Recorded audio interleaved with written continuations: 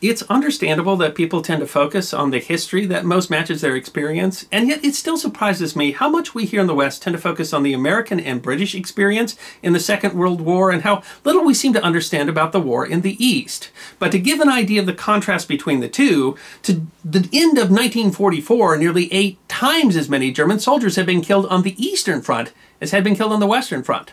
The Western Allies, excluding China, suffered about 1.2 million military casualties during the Second World War. The Soviet Union suffered between 8 and 12 million military casualties during the Second World War.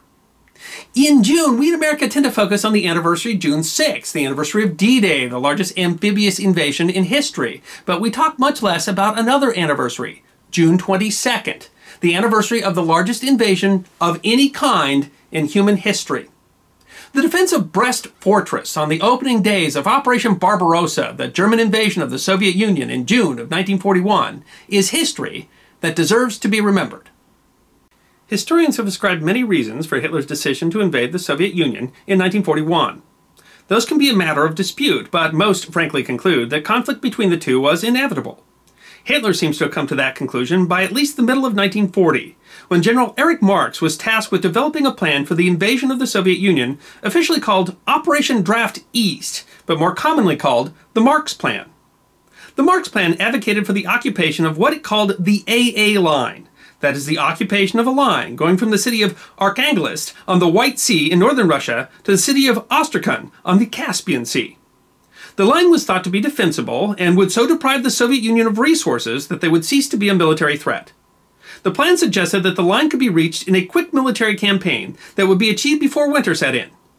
That confidence was likely derived from poor assessments of Soviet military readiness based on the loss of officers in Stalin's purges, and what was seen to be a poor performance by the Soviets against Finland in the Winter War in 1939 and 40. The rapid German victory over France in 1940 further bolstered German confidence. Hitler decided to name the operationalization of the Marx Plan Operation Barbarossa after 12th century Holy Roman Emperor Frederick Barbarossa. The plan was so confident that it didn't even include the distribution of winter gear or the winterization of vehicles because it assumed that all the objectives would be met before the advent of winter. The attack was originally planned to occur May 15, 1941. The sheer scale of the invasion was nearly beyond comprehension. Some 180 Axis divisions, including over 6,000 armored vehicles, nearly 1 million horses, and 65% of the German Air Force, approximately 3.8 million personnel, were scheduled to attack along a front nearly 2,000 miles long. But the army that they were facing was also massive. In June of 1941, the Soviet Union had nearly 6 million troops under arms and were mobilizing a reserve of some 14 million. They had more than 25,000 tanks, 100,000 pieces of artillery, and 18,000 warplanes, the largest air force in the world. It is often asserted that the Red Army was unprepared for the German attack, despite warnings from British, American, and even Stalin's own intelligence sources. That is only partially true. The Soviet Union had undertaken both a defense plan and a mobilization plan. But Stalin seems to have been convinced that Hitler would not attack only 2 years after having signed a non-aggression pact, and Soviet forces were still preparing when the attack first came. They faced many obstacles of organization and supply, lacked adequate transport, and while they had some of the most advanced armor in the world at the time, most of their armored forces were outdated, poorly supplied and equipped, and their crews poorly trained. And while the Red Army was slowly preparing for the eventuality of German attack that they thought likely, Stalin was not keen to provoke Hitler. Records from Soviet archives indicate that the Soviet High Command underestimated the German threat and ignored information about the upcoming invasion. While they were strengthening their border at the time, they were reticent to bring their troops to full combat readiness for fear that that would provoke the Germans into an attack that, it turns out, was already imminent. The date of the attack was moved from May to June. There is some debate why the attack was delayed, maybe because a coup in Yugoslavia had necessitated a German intervention, or maybe because an unusually wet winter meant that rivers were still swollen in May. But the attack commenced at 3:15 a.m. on June 22nd without a formal declaration of war. Reich Minister of Propaganda Joseph Goebbels announced the attack to the German people on the radio, portraying it as a European crusade against Bolshevism. The Axis attack was divided roughly into 3 commands: Army Groups North, Center, and South. Army Group Center's initial strategic goal was to defeat the Soviet armies in Belarus, between Lithuania and Latvia in the north, and the Ukraine to the south, and occupy the city of Smolensk along the Dnieper River. The ancient city of Brest lies at the border between Poland and Belarus, at the confluence of the Mukievets River into the Bulk River. The confluence of rivers was a strategic point, and fortifications have been built there as early as the 10th century. Between 1830 and 1842, the former medieval castle was replaced by a modern fortification, covering an area of nearly 4 square kilometers. Brest Fortress was part of the fortress strategy of Tsar Nicholas II and was intended to protect the western periphery of the Russian Empire. It was an impressive fortification with a central citadel linked to outlying fortifications built on artificial islands. The walls of the citadel were some 2 meters thick. The fortress had put up a brief but stout defense during the German invasion of Poland in 1939.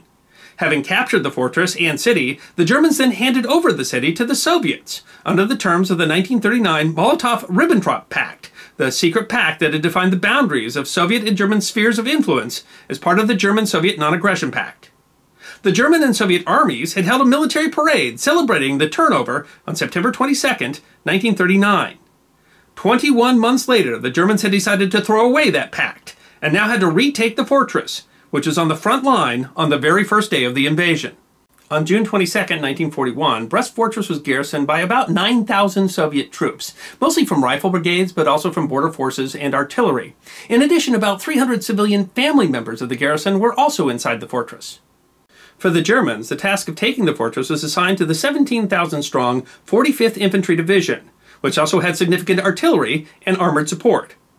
At first, Barbarossa struck like lightning. Within the first few hours of the attack, Soviet command and control were destroyed across the front, paralyzing command and preventing organized defense. Soviet air defense units had been operating under orders not to attack German planes for fear of provoking the Germans. In the initial confusion, as many as 2,000 Soviet aircraft were destroyed on the ground. Communications were disrupted and supply depots were destroyed. Brest Fortress was the tip of the attack, described by some as the site of the first major battle of the campaign. There was an initial 29-minute artillery barrage, including the terrifying German Nebelwerfer rockets on the unprepared fortress. German troops crossed the Bach under the cover of the barrage, surprising the defenders, who were unable to mount an organized defense. The fortress was encircled by 9 a.m. But while the first phase of Operation Barbarossa moved quickly, and Army Group Center bypassed Brest Fortress and sped towards the city of Minsk, encircling and destroying entire Soviet army groups, the beleaguered defenders of Brest Fortress defended strongpoints. Caught by surprise, with many of their officers killed or wounded, outnumbered, short of supplies, and cut off from the outside world, they held their ground. German assaults were repulsed, and attempts to take the fortress stalled. Positions were only taken after fierce fighting, and often resistance only stopped when a building was completely leveled to the ground. The civilians carried supplies, scouted enemy movements, and even took up arms. On the 26th, some of the defenders tried to break out, but were unsuccessful. Unable to break defenders in the eastern fort, the Germans finally had their air force bomb it to rubble. The commander of the 45th Division did not declare the fortress captured until June 30th. A stunning defense given the odds. Yet isolated defenders kept fighting, with some holding on possibly as late as July 23rd, although there's little record of that defense. Graffiti found inside the fortress read, "We'll die, but we'll not leave the fortress." In the end, Soviet casualties in the defense of Brest Fortress were about 6,800 captured and 2,000 killed. German casualties were 429 killed and 668 wounded. And if that doesn't sound like a large number, it's really a huge number. It represents nearly 5% of the total German casualties on the Eastern Front in June of 1941. At a time of almost universally disastrous news for the Soviet Union, the defense of Brest Fortress represented a heroic stand at a point when the rest of the front was in near total collapse. But strategically, the battle was of little importance. The crossroads of the city of Brest were captured by the German army on the very first day. The defense of Brest Fortress is interesting in that it was literally forgotten history for a period of time. Because the fortress was cut off from outside communication, the Soviets didn't even know that the battle had been fought until they captured some of the records of the German 45th Infantry Division in March of 1942.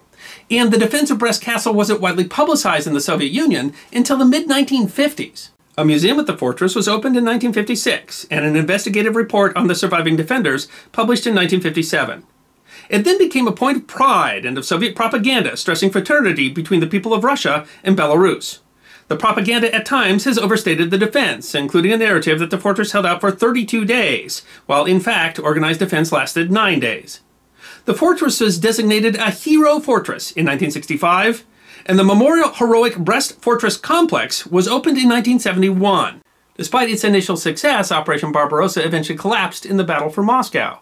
Today it is considered by many to be amongst the worst military blunders in history and the key cause of the final defeat of Nazi Germany. The so-called Eastern Front was one of the bloodiest, most brutal conflicts in human history and was characterized by things like war crimes, mistreatment of the civilian population, brutal treatment of prisoners of war. Cost the lives of nearly 26 million Soviet citizens.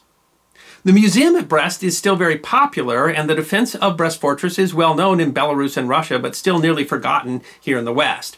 The defenders of Brest Fortress, cut off, outnumbered, and outgunned, are a symbol of the determination of the Soviet people in what the Russians call the Great Patriotic War. It is history that deserves to be remembered. I'm the History Guy, and I hope you enjoyed this edition of my series of short snippets of forgotten history about 10 minutes long. And if you did enjoy, please go ahead and click that thumbs up button, which is there on your left. If you have any questions or comments, feel free to write those in the comment section. I will be happy to personally respond. And if you'd like more snippets of forgotten history, all you need to do is subscribe.